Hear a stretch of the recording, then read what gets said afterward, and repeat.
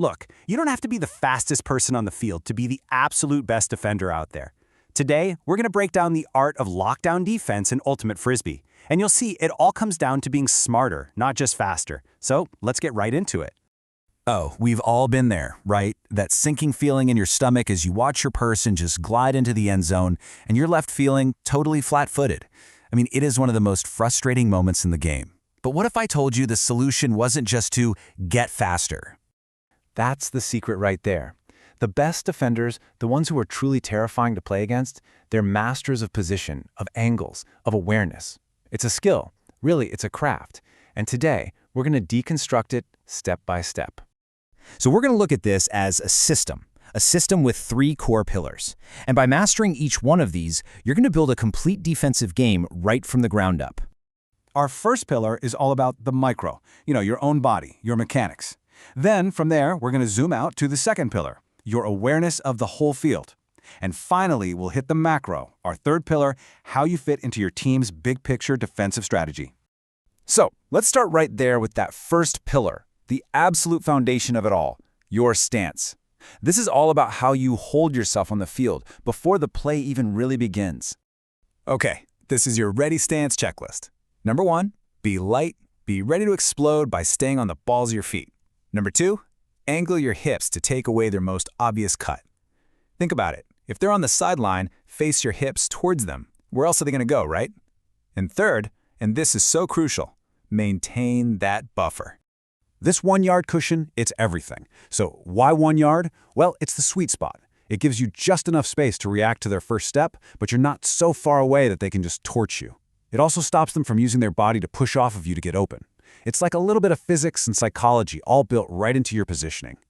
And this brings us to one of the biggest mistakes I see, getting turn twisted.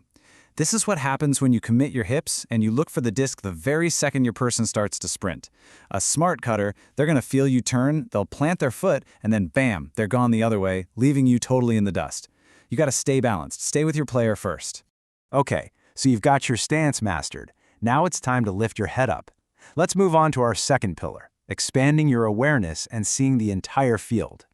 The goal here is to literally see what the thrower sees. And you do this by developing a little habit called shoulder checking. Just these quick little glances back to the thrower to read the play. Is your player even a real threat right now, or are they just clearing out space? Reading the field lets you anticipate what's next instead of just reacting to it. And here it is, the classic defender's dilemma, right? If I'm locked onto my player's hips, I can't see the throw. But if I'm staring at the thrower, I'm going to get beat on a quick cut. So, what's the solution? It's honestly this simple. You have to use your ears. Your teammates on the sideline, they have the best view in the house. You have to train yourself to react to their voices. When you hear that up call, that is your signal to turn your head, find the disc, and go make a play. Your ears basically become a second set of eyes. Now, when you combine that field vision with active listening, you unlock these incredible advanced moves like the flash poach. So you do a quick shoulder check, you see the thrower winding up for a big throw, and you know your cutter is totally irrelevant. That's your cue to briefly jump into a more dangerous passing lane to help out a teammate.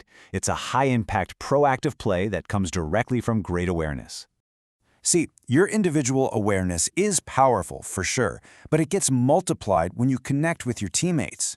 Defense is not a solo act. A quick nod, a hand signal, even just simple eye contact, these are the tools you use to create this seamless defensive web and coordinate switches or even more complex plays.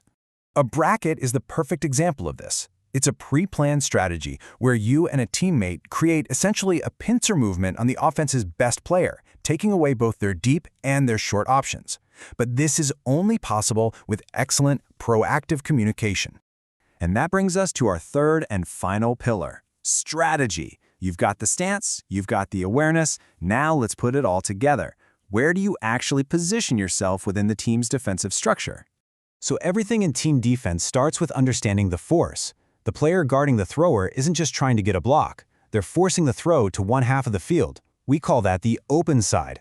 Your job as a downfield defender is to position yourself to shut down all the options on that open side. And if you were ever lost out there, just come back to this one golden rule. On the open side of the field, position your body in a direct line between the person you're covering and the person with the disc. That simple alignment shuts down the easiest throw every single time. Now, this leads to a really cool strategic concept called shading. Look, you can't take away every single option. It's just not possible.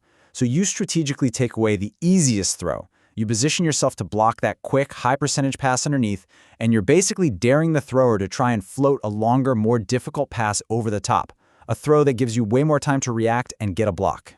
Let's apply this to a really high-stakes scenario, defending in the end zone. Here, you always shade your body towards the open or the force side. You take away that immediate, easy-scoring pass, and you force them to attempt a much more difficult throw to the constricted or the break side of the field. So we've covered the body, the eyes and ears, and the brain. Let's just do a quick recap of how these three pillars combine to make you a truly complete defender. Because it's not about mastering just one of these skills. A great defender is someone who can synthesize all three of them together seamlessly. First, you've got that physical foundation, a balanced, reactive stance. Second, you have total field awareness, seeing the thrower's intent and hearing that up call from the sideline. And third, you have strategic positioning, understanding the force and shading to take away the easiest option. This right here, this is your blueprint. So what's your first step going to be? Are you going to focus on your stance, maybe sharpen up those shoulder checks, or really master your positioning relative to the force? Pick one, drill it in your next game, and you can start building your own lockdown defense.